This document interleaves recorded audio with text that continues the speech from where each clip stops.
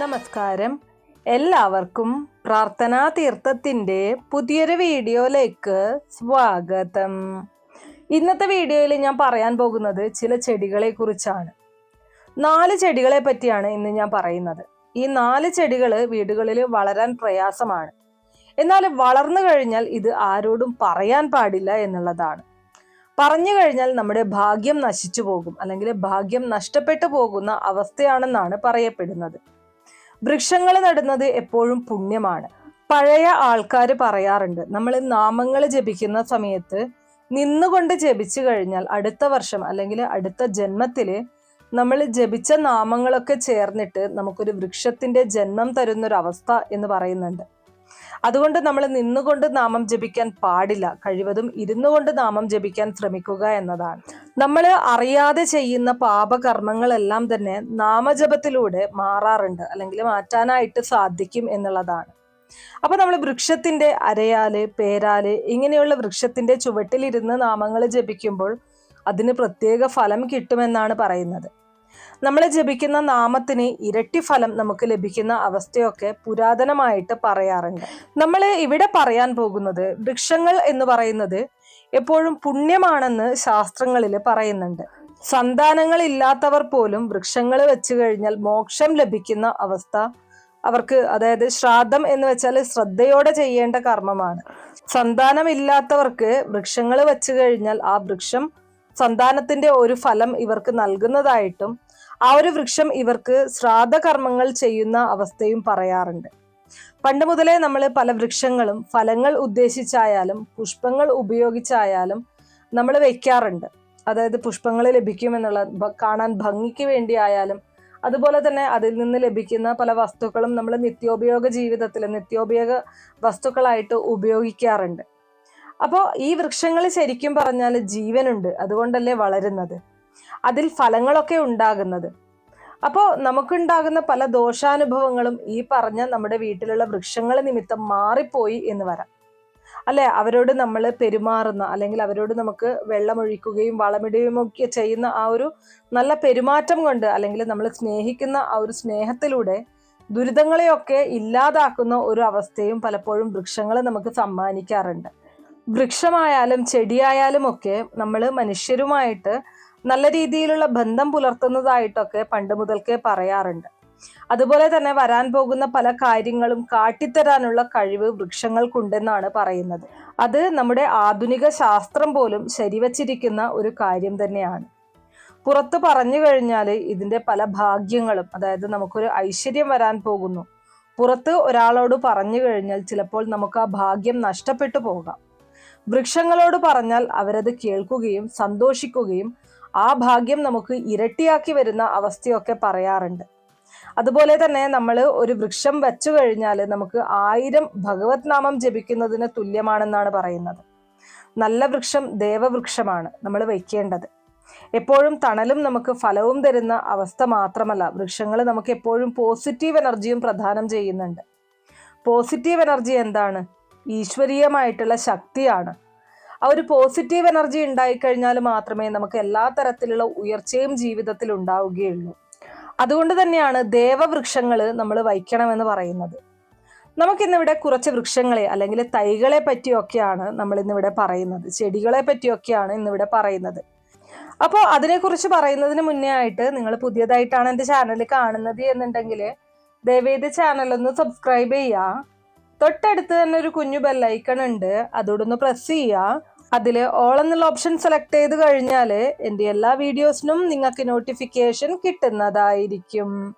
ചില ഘട്ടങ്ങളിൽ നമ്മൾ നമ്മുടെ വീട്ടിലേക്ക് ഒരു ചെടിയൊക്കെ കൊണ്ടുവന്ന് നട്ട് വളർത്തി കഴിഞ്ഞാൽ, ആ ഒരു ചെടിയൊന്ന് പിടിച്ച് വന്നു കഴിഞ്ഞാൽ കുറച്ച് കാലം കൊണ്ട് വളരേണ്ട വളർച്ച പെട്ടെന്ന് തന്നെ ഉണ്ടാവുന്ന അവസ്ഥ ഉണ്ടാവാറുണ്ട്.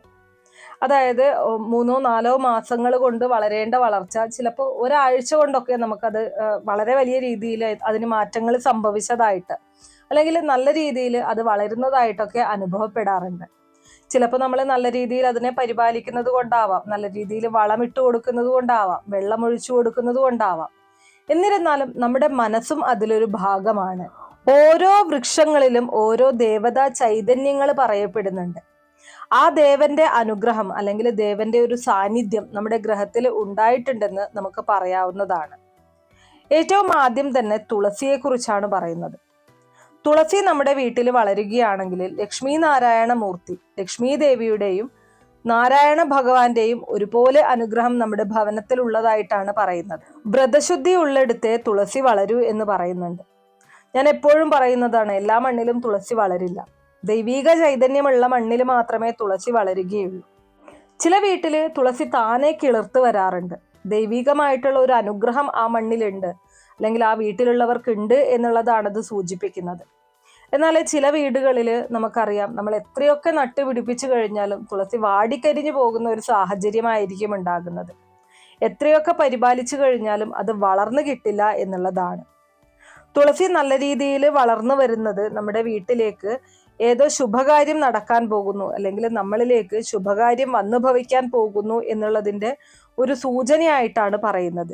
അതുപോലെ തന്നെ തുളസി ചെടി ദാനമായിട്ട് ലഭിക്കുന്നത് ഏറ്റവും ഉത്തമമാണ്. അതുപോലെ തന്നെ തുളസി നമ്മൾ ദാനം കൊടുക്കുന്നതും ശ്രേഷ്ഠകരമായിട്ടുള്ള ഒരു കാര്യമാണ്. ഇനി രണ്ടാമത് പറയുന്നതാണ് ആര്യവേപ്പ് എന്ന് പറയുന്നത്. ആര്യവേപ്പ് നെഗറ്റീവ് ഊർജത്തെ അത് അബ്സോർബ് ചെയ്യുന്ന ഒരു അവസ്ഥ, നെഗറ്റീവ് ഊർജം ഇല്ലാതാക്കുന്ന ഒരു അവസ്ഥയാണ് ഈ ഒരു ചെടിയുടെ പ്രത്യേകത എന്ന് പറയുന്നത്. ദീർഘായുസാണ് ഈ ഒരു ആര്യവേപ്പ് നല്ല രീതിയിൽ വളർന്നു കഴിഞ്ഞാൽ നമുക്കുണ്ടാകുന്നത്. ഇനി മൂന്നാമതായിട്ട് പറയാനുള്ളത് ശംഖുപുഷ്പമാണ്. നമ്മുടെ കുടുംബത്തിൽ അല്ലെങ്കിൽ നമ്മുടെ വീട്ടിലൊക്കെ ശംഖുപുഷ്പം പിടിക്കുകയാണെങ്കിൽ ഇത് വിരിയുന്നത് തന്നെ, കണി കാണുന്നത് തന്നെ വളരെ ഭാഗ്യമായിട്ടാണ് പറയപ്പെടുന്നത്. എല്ലാ ഭഗവാന്മാർക്കും ഒരുപോലെ സമർപ്പിക്കാൻ പറ്റിയതാണ് വെള്ള ശംഖുപുഷ്പം എന്ന് പറയുന്നത്. അതുപോലെ തന്നെ നീലശംഖുപുഷ്പം ശാസ്താവിന്, അതുപോലെ തന്നെ ഹനുമാൻ സ്വാമിക്ക്, ചാമുണ്ഡി ദേവിക്ക്, അതുപോലെ മഹാദേവനൊക്കെ സമർപ്പിക്കുന്നത് ഏറ്റവും ശ്രേഷ്ഠമാണ്. അതുപോലെ ശംഖുപുഷ്പം കിളിർത്ത് വരുമ്പോൾ എല്ലാ ഭഗവാന്മാരുടെയും അനുഗ്രഹം നമുക്ക് വരുന്ന അവസ്ഥ പറയുന്നുണ്ട്. നാൾക്കുനാൾ നമുക്ക് അഭിവൃദ്ധി ഉണ്ടാകുന്ന അവസ്ഥ പറയുന്നുണ്ട്. തുളസിയുടെ കാര്യം പറഞ്ഞതുപോലെ തന്നെ എല്ലാ മണ്ണിലും വളരുന്ന ഒന്നല്ല ശംഖുപുഷ്പം എന്ന് പറയുന്നത്. ദൈവിക ചൈതന്യമുള്ള മണ്ണിൽ മാത്രമേ, ഈശ്വര കടാക്ഷമുള്ള വീടുകളിൽ മാത്രമേ ശംഖുപുഷ്പം കിളിർത്ത് വരികയുള്ളൂ, അത് പൂവിടുകയുള്ളൂ. നമുക്കറിയാം, ചില വീടുകളിൽ ശംഖുപുഷ്പം വളർന്നു കഴിഞ്ഞാലും അതിൽ പൂവുണ്ടാവുകയില്ല. നമ്മുടെ ദോഷത്തെയാണ് അത് കാണിക്കുന്നത്. അത്രമേൽ പുണ്യകരമായിട്ടുള്ള ഒരു പുഷ്പമാണ് ശംഖുപുഷ്പം എന്ന് പറയുന്നത്. അതുപോലെ തന്നെ ആ ഒരു കുടുംബത്തില് ശംഖുപുഷ്പം പൂത്തു കഴിഞ്ഞാൽ ആ ഒരു കുടുംബത്തില് ചിലവുകൾ കുറയുന്ന അവസ്ഥയും വരവ് കൂടുന്ന അവസ്ഥയും ഒക്കെ ഉണ്ടാകും. ഇതൊരിക്കലും പറിച്ചു കളയാൻ പാടില്ല എന്നതാണ് പറയേണ്ടത്. അതുപോലെ തന്നെ വൃത്തിയോടുകൂടി അതിനെ പരിപാലിക്കേണ്ടതായിട്ടുണ്ട്. വൃത്തിഹീനമായിട്ടുള്ള സാഹചര്യങ്ങളിലൊന്നും തന്നെ, ഈ വേസ്റ്റ് വെള്ളമൊക്കെ ഉള്ള സ്ഥലങ്ങളിലൊന്നും തന്നെ ഈ ചെടികൾ വളർത്താനായിട്ട് പാടില്ല. ഇനി നാലാമതായിട്ട് പറയുന്നത് താമരയാണ്. എല്ലാ ഭഗവാന്മാരും കുടികൊള്ളുന്ന പുഷ്പമായിട്ടാണ് താമരയെ കണക്കാക്കുന്നത്. താമര ഉപയോഗിക്കാൻ പറ്റാത്ത ഒരു പൂജ പോലും നമുക്കില്ല. എല്ലാ പൂജയിലും താമരപ്പൂവ് വളരെ അത്യാവശ്യമാണ്. എന്ന് വെച്ചാൽ എത്ര ഉപയോഗിക്കുന്നുവോ അത്രയും നല്ലതാണ്. അത്യപൂർവമായിട്ട് മാത്രമേ ഗ്രഹങ്ങളിൽ താമര വളരാറുള്ളൂ. അങ്ങനെ വളരുന്ന ഗ്രഹങ്ങളിൽ സർവ്വ ഐശ്വര്യം വന്നു ചേരുമെന്നാണ് പറയപ്പെടുന്നത്. സർവ്വദേവതാ പ്രീതി ഈ താമര നല്ല രീതിയിൽ വളരുന്നത് മൂലം നമുക്ക് ഉണ്ടാകും എന്നുള്ളതാണ്. അപ്പോൾ ഈ പറഞ്ഞ 4 ചെടികൾ ഭവനങ്ങളിൽ ഉണ്ടാകുന്നത് ഏറ്റവും നല്ലതാണ്. ഒരു വീട്ടിൽ ഈ 4 ചെടികളും ഉണ്ടാവുകയാണെങ്കിൽ ഏറ്റവും ഉത്തമമാണ്. നിങ്ങൾക്ക് നിങ്ങളുടെ കുടുംബത്തിലേക്ക് അത്രമേൽ ഐശ്വര്യം കടന്നു വരുന്നു എന്നതാണ് അത് സൂചിപ്പിക്കുന്നത്. ഈ ചെടികളൊക്കെ നല്ല രീതിയിൽ വളരുന്നതിനനുസരിച്ച് നമുക്ക് നല്ല രീതിയിലുള്ള ഉയർച്ചയും സാമ്പത്തികാഭിവൃദ്ധിയും ഉണ്ടാകും. ആ കുടുംബത്തിലുള്ള ഓരോരുത്തർക്കും അതിൻ്റെ ഗുണം ലഭിച്ചിരിക്കും എന്നുള്ളതാണ്. അതുകൊണ്ട് തന്നെ ഈ 4 ചെടികൾ നല്ല രീതിയിൽ വളരുന്നത് നമ്മൾ മറ്റാരോടും പറയാതിരിക്കുന്നതാണ് ഏറ്റവും ഉത്തമം. ചില ആളുകളുണ്ട്, നമ്മുടെ വീട്ടിൽ ഒരു താമര വിടർന്നു കഴിഞ്ഞാൽ മറ്റുള്ളവരെ കൂട്ടിക്കൊണ്ടുവന്ന് കാണിക്കും. നമ്മുടെ മനസ്സിന്റെ സന്തോഷമാണ്, ദേ നോക്കൂ എൻ്റെ വീട്ടിൽ താമര വിടർന്നു എന്ന് പറയുന്നത്. പക്ഷെ അത് നമുക്ക് ചിലപ്പോൾ ആ ഒരു മഹാഭാഗ്യത്തെ ഇല്ലാതാക്കി കളയാനുള്ള സാധ്യതയുണ്ട്. അതുപോലെ തന്നെ ശംഖുപുഷ്പമായാലും ഒക്കെ നല്ല രീതിയിൽ പൂത്തുലഞ്ഞു നിൽക്കുന്ന സമയത്ത് നമ്മൾ മറ്റുള്ളവരോട് പറയാറുണ്ട്, അവർ കാണുന്നെങ്കിൽ കണ്ടോട്ടെ. അതായത് നമ്മളിപ്പോൾ ചെടികളാണ്, വീടിനുള്ളിലൊന്നും കൊണ്ടുപോയി വളർത്താൻ സാധിക്കില്ല. അപ്പോൾ അങ്ങനെയുള്ള ഘട്ടങ്ങളിൽ പുറമെ നിന്ന് നോക്കുന്ന ആളുകൾ കാണാം, അതിന് യാതൊരുവിധ കുഴപ്പവുമില്ല. പക്ഷെ നമ്മളായിട്ട് മറ്റുള്ളവരോട് ഇത് അറിയിക്കാനായിട്ട് പോകേണ്ട എന്നുള്ളതാണ്. അത് ചിലപ്പോൾ നമുക്ക് അതിൻ്റെ ആ ഒരു ഗുണഫലത്തെ ഇല്ലായ്മ ചെയ്യും, അല്ലെങ്കിൽ ആ ഒരു ഗുണഫലം നമ്മളിലേക്ക് വരുന്നത് തടയും എന്നുള്ളതാണ്. അത്രമേൽ പുണ്യകരമായിട്ടുള്ള ചെടികളാണ്. അപ്പോൾ ഈ 4 ചെടികളും ഒരുമിച്ച് ഒരു വീട്ടിൽ വളരുക എന്ന് പറയുന്നത് വളരെ വളരെ ശ്രേഷ്ഠകരമായിട്ടുള്ള കാര്യമാണ്. നിങ്ങളുടെ ആരുടെയെങ്കിലും വീട്ടിൽ ഈ 4 ചെടികൾ ഉണ്ടെങ്കിൽ, അല്ലെങ്കിൽ ഈ 4 ചെടികളിൽ ഒന്നെങ്കിലും ഉണ്ടെങ്കിൽ തീർച്ചയായിട്ടും കമൻറ്റ് ബോക്സ് വഴി അറിയിക്കുക. അപ്പോൾ ഇത്രയേ ഉള്ളൂ ഇന്നത്തെ വീഡിയോ കുറച്ചു പേർക്കെങ്കിലും ഉപകാരപ്രദമായി കാണും എന്ന് വിശ്വസിക്കുന്നു. ഇതുപോലുള്ള അറിവുകൾക്കായിട്ട് നമ്മുടെ ഈ ചാനൽ ഒന്ന് സബ്സ്ക്രൈബ് ചെയ്യുക. വീഡിയോ ഇഷ്ടമാണെങ്കിൽ ലൈക്ക് ചെയ്യാനും ഷെയർ ചെയ്ത് മറ്റുള്ളവരിലേക്ക് എത്തിക്കാനും മറക്കരുത്. നിങ്ങൾക്ക് ഏതെങ്കിലും തരത്തിലുള്ള സംശയങ്ങളോ അഭിപ്രായങ്ങളോ നിർദ്ദേശങ്ങളോ ഇനി ഏതെങ്കിലും കാര്യങ്ങളെക്കുറിച്ച് അറിയാനുള്ള താല്പര്യമോ ഉണ്ടെങ്കിൽ തീർച്ചയായിട്ടും കമൻറ്റ് ബോക്സ് വഴി അറിയിക്കാവുന്നതാണ്. നന്ദി.